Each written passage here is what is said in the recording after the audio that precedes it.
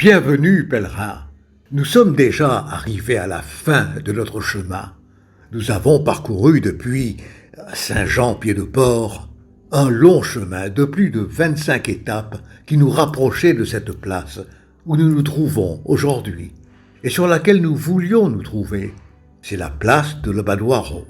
Je regarde cette image de la place de Lebadoiro car nous y avons tant de fois contemplé notre apôtre Jacques qui la préside depuis la porte. Et nous savons que le plus important n'est pas ici, que le plus important, comme nous l'avons rappelé au cours de ces journées, ce sont les expériences que nous avons pu vivre tout au long du chemin. Aujourd'hui, ce chemin touche à sa fin, et nous le faisons avec l'intention de souligner deux moments très importants. L'un d'eux est lié à notre intérieur, et nous le manifestons dans la prière que nous pouvons faire quand nous arrivons à Saint-Jacques, devant la tombe du saint. Et aujourd'hui, depuis notre plateforme numérique, chacun doit le faire, en cherchant dans son intérieur ce que le chemin a signifié pour lui. Quels sont les moments les plus importants que vous avez vécus, les images qui restent dans votre rétine, ou cette étape dont vous avez pu en profiter pleinement. Finalement, c'est peut-être ce chemin extérieur que nous avons pu voir à travers les vidéos, mais surtout et avant tout, ce chemin que nous avons construit, chacun de nous, en nous, et de l'autre manière. C'est la deuxième partie de cette visite quand nous entrons dans cette cathédrale de Saint-Jacques de Compostelle. C'est celle de l'étreinte au Saint que nous avons vue tant de fois en photos et en images.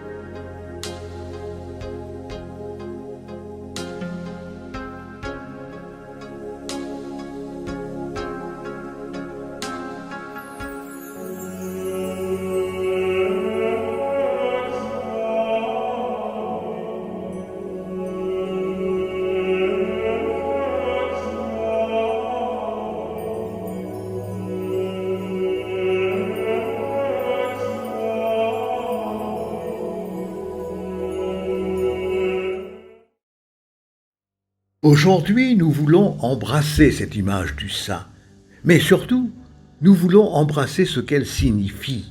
Jacques est apôtre et donc envoyé, et nous, après avoir parcouru un chemin qui a rempli notre intérieur, ou que, d'une manière ou d'une autre, nous a certainement marqués, nous devons aussi réfléchir et revivre.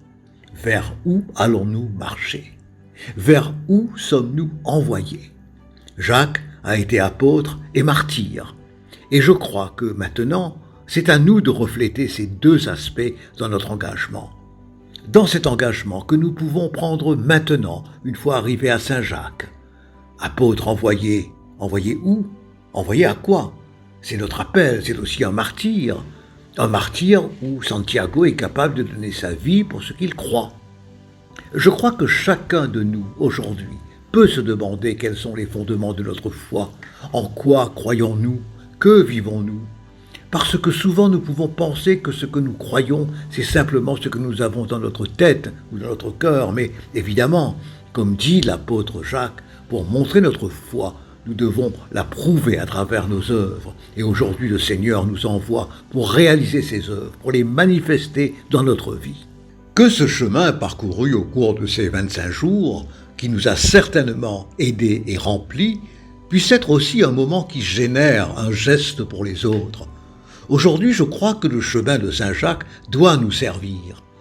Et ne pas seulement rester dans de belles étapes, dans de beaux souvenirs et même dans de belles réflexions, mais surtout et avant tout, il doit nous servir plus profondément à prendre un engagement de vie, peu importe où on est, dans notre famille, notre environnement ou chez nous.